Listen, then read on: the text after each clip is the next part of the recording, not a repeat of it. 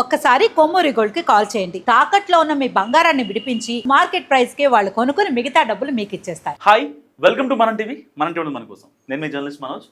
So ఇతను దాదాపుగా అంటే ఇతను పేరు చెప్పడం కూడా నాకు ఇష్టం లేదు.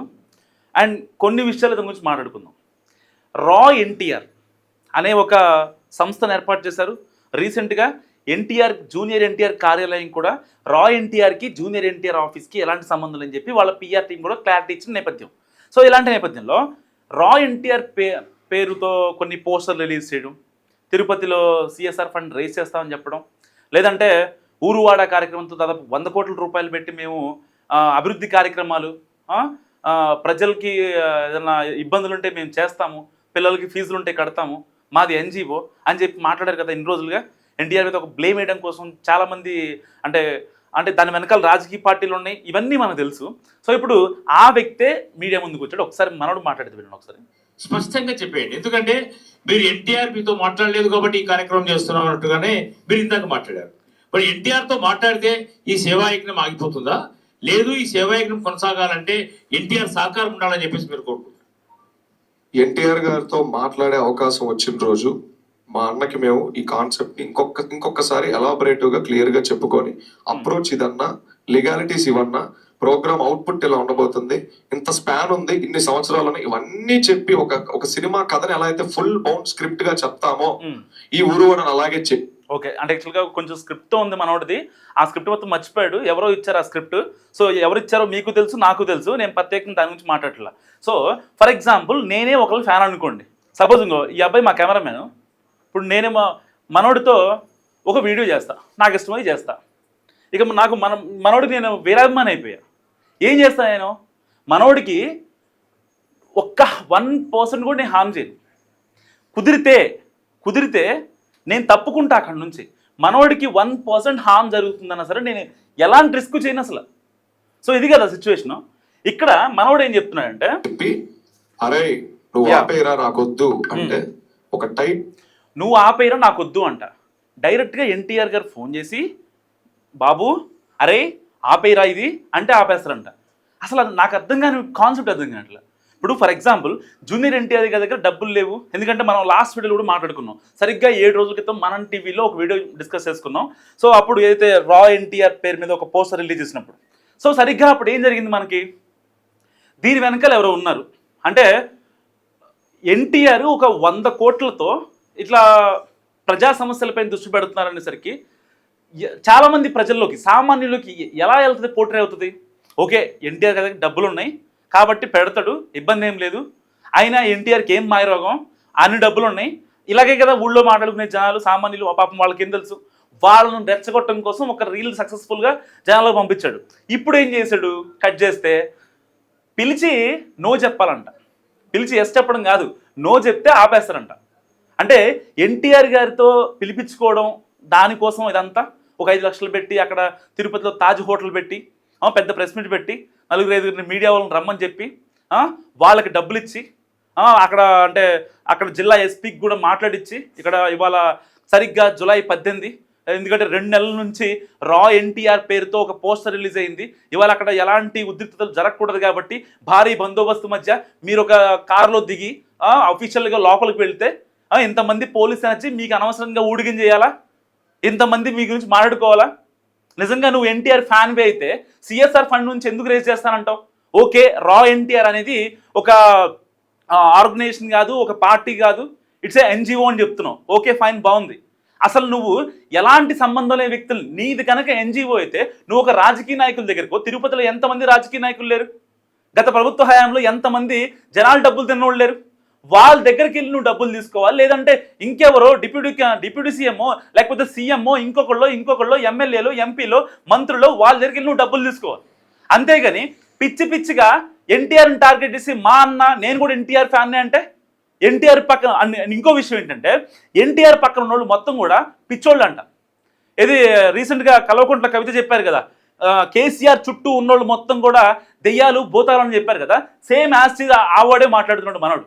ఒక్కసారి మీకు ఇంకా చూపిస్తా. అసలు నాకు ఈ వీడియో చేయాలని కూడా లేదు, కానీ మ్యాటర్ ఏంటో తెలుసుకుందాం అని చెప్పి చేస్తున్నాను. చెప్పండి, ఈ 100 కోట్లని ఏ విధంగా మీరు తీసుకెళ్తుంటే సార్ సమకూరుస్తున్నారు అంటే ఎన్టీఆర్ పేరుతో సమకూరుస్తున్నారా, లేకపోతే మీ దగ్గర ఏమి డబ్బు లేదు మేము చాలా చిన్నవాళ్ళం అంటున్నారు, 100 కోట్లు మరి ఎక్కడి నుంచి తెప్పిస్తారు? సార్ ఇందాకే నేను ఒక మాట అన్నాను, మాది రిజిస్టర్డ్ ఎన్జిఓ. ఒక ఎన్జిఓకి సిస్టమ్ లో ఎన్నిటికి యాక్సెస్ ఉంటుంది, ఓకే, అలాగే ఎన్నిటిని చేయగలదో ఇక్కడ సగం మందికి తెలియదు తెలీదు. నీకు బాగా తెలుసు. ఎగ్జాక్ట్లీ ఇంగ్లీష్ లో ట్రాన్స్లేట్ ట్రాన్స్లేట్ చేసి రూపాయలు మా జోబులో గురించి కూడా చెప్తాం. పూర్తి అవగాహన ఉండదు. ఇప్పుడు ఇది కాదు, ఈ ఊరు వాడ కార్యక్రమం నందమూరి తారక రామారావు గారు అనుమతి తీసుకున్నారా? ఒకటి. రెండోది, 2 రాష్ట్రాల్లో చేస్తారా, ఒక ఆంధ్రప్రదేశ్లో మాత్రమే? సార్ మాకు వాస్తవానికి మంచి పనికి ఎవరు పర్మిషన్ అవసరం లేదని మేము బలంగా నమ్ముతున్నాం. కానీ నేను మన ఇంటర్వ్యూ మంచి పనికి ఎవరు పర్మిషన్ అక్కర్లేదంట. ఇప్పుడు మరి రా ఎన్టీఆర్ పేరు మీద నీ పేరు మీద పెట్టుకో కదా, నీ పేరు మీద పెట్టుకోపోయినావు. మీకు తెలిసిన వాళ్ళు మీ అమ్మో మీ నానో లేకపోతే నీకు నచ్చిన పొలిటీషియనో ఇంకొకళ్ళు పెట్టుకోవచ్చు. రా ఎన్టీఆర్ని పేరు ఎందుకు తీసినావు మరి?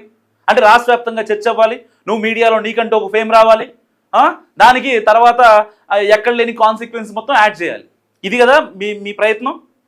మళ్ళీ మీ వెనకాల ఎవరున్నారని అడిగితే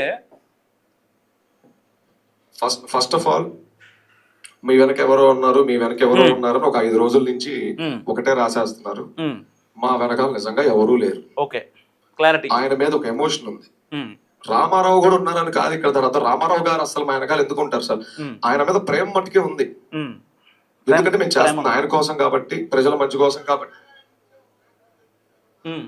చూసారు యాటిట్యూడ్ మనోడిది. ఒక జర్నలిస్ట్ క్వశ్చన్ అడుగుతున్నారు, ఆ యాటిట్యూడ్ చూడండి సార్. ఇప్పుడు అదే సార్, మన ఇంట్లో మనకు ఒక కుటుంబం ఉంటుంది సార్, లేదా మన ఫ్రెండ్ సర్కిల్ ఉంటుంది. ఎప్పుడు పక్కన ఒక 2 ఫ్రెండ్స్ ఉంటారు. ఆ 2 ఫ్రెండ్స్ ఏం ఎగ్జాంపుల్ చెప్పే స్టేజ్కి వెళ్ళిపోయింది ఎవరు. డైరెక్ట్గా ప్రశ్న అడిగిన దానికి ఆన్సర్ కాదు, మీ వెనకాల ఎవరన్నా ఉన్నారా లేదు అనే దానికి అర్థం నా వెనకాల ఉన్నారు లేరు, ఎస్ ఆర్ నో. ఎగ్జాంపుల్స్ చెప్పేదాకా పోయిందనమాట. అంటే ఒక తలలు పండిన రాజకీయ నాయకుడు, ఒక మంత్రిగా ఉన్న వ్యక్తి, కేసీఆర్ లాంటి వాళ్ళు, చంద్రబాబు నాయుడు గారు లాంటి వాళ్ళు, ఇలాంటి వాళ్ళు ఎగ్జాంపుల్స్ చెప్తూ ఉంటారు, అందరికీ అర్థం కాదు కాబట్టి. సో అంత మెచ్యూరిటీగా మాట్లాడుతుంటారు అనమాట. చూసారా యాటిట్యూడ్? ఒక క్వశ్చన్ అడుగుతుంటే సమాధానం చెప్పలేకపోతున్నాడు. ఎందుకంటే స్క్రిప్ట్ కొంతవరకే ఉంది, ఆ స్క్రిప్ట్ వరకే వచ్చింది, ఆ స్క్రిప్ట్ వరకే చెప్తాడు. ఇంకా మీరు అడిగే ప్రశ్నలకు ఎలా సమాధానం చెప్తాడు? నిజంగా అంటే ఒక ఫ్యాన్గా, ఒక అభిమానిగా ఉంటే ఇంత రప్చర్ చేయాల్సిన అవసరం ఉందా? అంటే నాట్ ఓన్లీ ఎన్టీఆర్, రేపొద్దున ఇలాంటి వాళ్ళని చూసి ఇంకొకళ్ళు బయటకు వస్తారు. నేను కృష్ణ గారిని అభిమాని అంటాడు, లేదంటే నేను చిరంజీవి గారి అభిమాని అంటాడు, రామ్ చరణ్ గారిని అభిమాని అంటాడు, ప్రభాస్ గారి అభిమాని అంటాడు. ఎక్కడ పడితే అక్కడ ఇలాంటి రా ప్రభాస్ లేకపోతే రా మెగాస్టార్ ఇలాంటి ఆర్గనైజేషన్లు పెట్టేసి వీళ్ళు దండుకుంటారు, వీళ్ళు చేసుకుంటూ ఉంటారు. నిజంగా ఆ రోజున జూనియర్ ఎన్టీఆర్ గారి ఆఫీస్ నుంచి పిఆర్ టీం ఎప్పుడైతే క్లారిటీ ఇచ్చిందో ఆ రోజున ఆపేయాలి కదా ఈ చెత్త అంతా. మళ్ళీ ఇంకెందుకు స్టార్ట్ చేస్తున్నారు? అంటే ఎవరున్నారు వెనకాల? అంటే ఎలాగైనా సరే ఎన్టీఆర్ గారిని ఆయన బ్లేమ్ చేయాలి, ఏదో ఒక పార్టీకి అంటకట్టేయాలి. రీసెంట్గా అయితే ఆయన మెడలో వైసీపీ కండువా కప్పి కొన్ని మీమ్స్ వేశారు. ఎవరు చేశారు తెలీదా? అందరికీ తెలుసు, తెలుగు రాష్ట్రాల్లో ఉన్న ప్రతి ఒక్కరికి తెలుసు ఎన్టీఆర్ మీద ఎవరైతే వేస్తారో ఆ వైసీపీ కండువా, ఆ కండువా వేసి ఆయన ట్రోల్ చేస్తూ ఉంటారు. ఇప్పుడు ఒకవేళ ఆయన కనుక వైసీపీకి వస్తే టీడీపీ సంగతి ఏంటి? ఆయన కనుక సపరేట్ పార్టీ పెడితే అప్పుడు చంద్రబాబు, నారా లోకేష్ పరిస్థితి ఏంటి అని వీళ్ళే అలా అల్లేసుకుంటారు, వార్తలు అల్లేసుకుంటారు. మొన్నటిదాకా కూడా వచ్చింది కదా వార్త, ఎట్టి పరిస్థితిలో ఎన్టీఆర్ రాజకీయాలకు వస్తున్నాడు అని చెప్పి.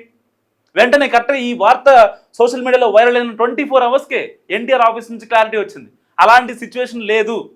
కట్టె కాలే వరకు టీడీపీలోనే, పార్టీకి ఎప్పుడైతే సరే ఆ యొక్క అవసరం ఉంటుందో అప్పుడే నేను బయటకు వస్తానని చెప్పి కరాఖండిగా మాట్లాడారు. ఎన్నిసార్లు మాట్లాడతారు, ఎన్నిసార్లు చెప్తారు? మీకైనా బుద్ధి ఉండొద్దా? అంటే మీకు హైప్ కోసం, మీ విధానాల కోసం, మీ స్వలాభాల కోసం, మీ ప్రయోజనాల కోసం ఎందుకు ప్రతిదానికి వాడుకుంటారు? అసలు నిజంగా లిటరల్గా ఆయనకి మెంటల్ ఎక్కుద్ది ఇలాంటి సిల్లీ వార్తలు చూసినప్పుడు. ఇంత దారుణంగా బిహేవ్ చేయాలా? రా ఎన్టీఆర్ అని పేరు పెట్టి లేనిపోని ఫేక్ పోస్టర్లు పెట్టి ఆయన గురించి మేము అది చేస్తాం, సిఎస్ఆర్ ఫండ్స్ చేస్తాం. నీకు చెప్పాడా ఆయన చేయమని? నీకు చెప్పాడా అంట? నీకు ఫోన్ చేసి చెప్పాడా నా గురించి రా ఎన్టీఆర్ అనే ఒక ఆర్గనైజేషన్ పెట్టు, ఒక ఎన్జిఓ పెట్టి అందరి దగ్గర డబ్బులు వసూలు చేయని చెప్పి పెట్టాడా? మళ్ళీ స్టార్టింగ్లో ఎలివేషన్స్ ఇక్కడ పెట్టాడు, తిరుపతిలో సబ్ పెట్టాడు కదా. సబ్ పెట్టే ముందు ఎన్టీఆర్ గారు నాకు ఇది అని చెప్పి ఊగిపోతున్నాడు అనమాట. స్క్రిప్ట్ ఎక్కడి నుంచి వచ్చింది ఏంటి, మీరేమనుకుంటున్నారు? ఇతని వెనక ఏ పార్టీ ఉంది? మస్తు కామెంట్ చేయండి.